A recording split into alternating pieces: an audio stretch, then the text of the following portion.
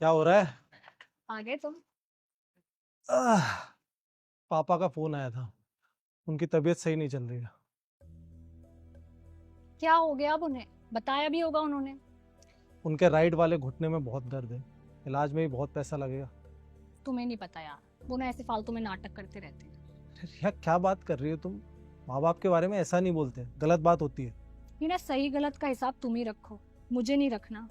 मैं वही बोल रही हूँ जो सच है। ठीक है, एक गिलास पानी पिला दो। ला रही हूँ। वैसे तुम उनसे मिलने जाने की सोच रहे हो क्या गाँव? कहाँ यार, इतना टाइम भी तो नहीं है। और वैसे भी काम देखने वाला भी तो कोई नहीं है। याद है पिछली बार 2 दिन के लिए गया था, कितना नुकसान हो गया था। सिर्फ 2 दिन के लिए गया था मैं। हाँ यार, सही कह रहे हो तुम। तो फिर क्या सोचा है तुमने? सोचना क्या है, प्रदीप को भेज दिया उन्हें लाने के लिए। क्या? ऐसा भी क्या हो गया उन्हें कि तुमने उन्हें घर ही बुला लिया? अरे मैंने तुम्हें बताया तो, उनके घुटने में दर्द है। उनका ना एक बड़ा बेटा भी है, वो उनकी सेवा नहीं कर सकता क्या? वो कर रहे होते तो पापा मुझे कॉल क्यों करते? और अच्छा है ना, यहाँ पर आ रहे हैं पापा। हम सेवा करेंगे, कम से कम कुछ पुण्य तो मिलेगा हमें।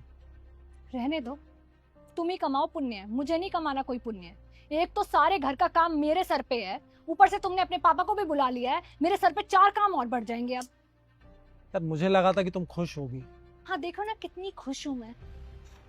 अब तो वो आने ही वाले होंगे। काम करता हूँ, मैं प्रदीप को कॉल कर देता हूँ। बोल दूंगा कि उनको यहाँ मत ला। जल्दी।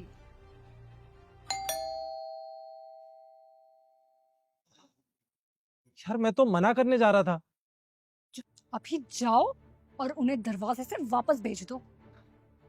यार अब आ गए हैं तो 1-2 दिन रुकने दो ना यहाँ। 1 मिनट भी नहीं, वापस भेजो उन्हें, जाओ। अगर तुमने उन्हें वापस नहीं भेजा ना, तो मैं ये घर छोड़कर चली जाऊंगी, याद रखना ये बात। ठीक है, जाता हूँ। रिया, पापा जा रहे हैं, एक बार तुम्हें देखना चाहते हैं। क्या देखना? पापा, आप आप आने वाले थे तो आपने बताया क्यों नहीं? और अब बाहर क्यों खड़े, अंदर आओ ना। नहीं बेटी, अब नहीं।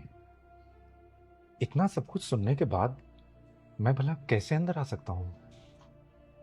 पापा, मुझे लगा था कि दुष्यंत के पापा आने वाले हैं, मुझे नहीं पता था आप आ रहे हो।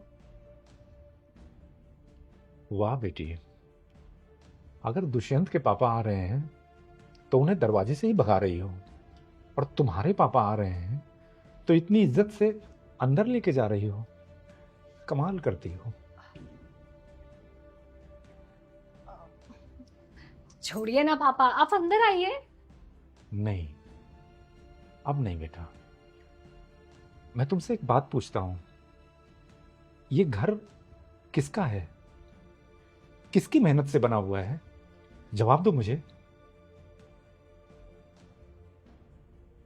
दुष्यंत की।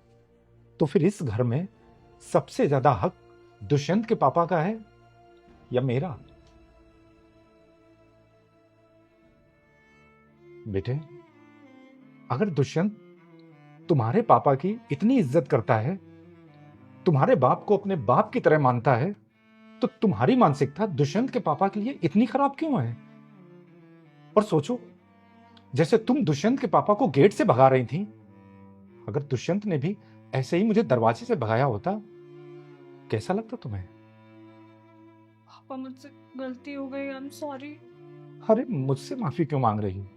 मेरे साथ गलत थोड़ी ना कर रही हो तुम जिसके साथ गलत कर रही हो उससे माफी मांगो। और मैं तो यहां आया ही इसलिए था क्योंकि मेरे बेटे तो नालायक निकल गए, और शायद वो भी तुम्हारी तरीके की ही बहुओं की बातों में आ गए होंगे, और उन्होंने मुझे अपने साथ रखने से मना कर दिया। आज समझ आया कि गलत बेटे नहीं होते हैं, गलत तो वो बेटियां होती हैं जो बहू बनकर किसी के घर में जब जाती हैं तो अपनी मान मर्यादा सब कुछ भूलकर उन बेटों को खराब कर देती हैं।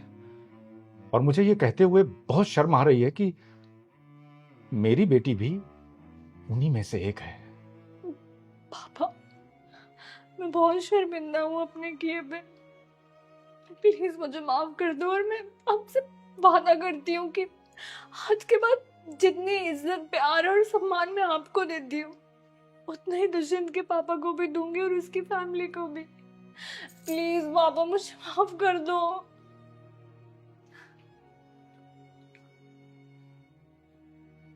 अगर तुम दुष्यंत के माता पिता की इज्जत करोगी, उनकी सेवा करोगी, तो सच में मुझे भी बहुत खुशी मिलेगी। हाँ पापा, करूंगी पक्का। आप तो अंदर आ जाओ। अरे पापा, आप आइए ना अंदर।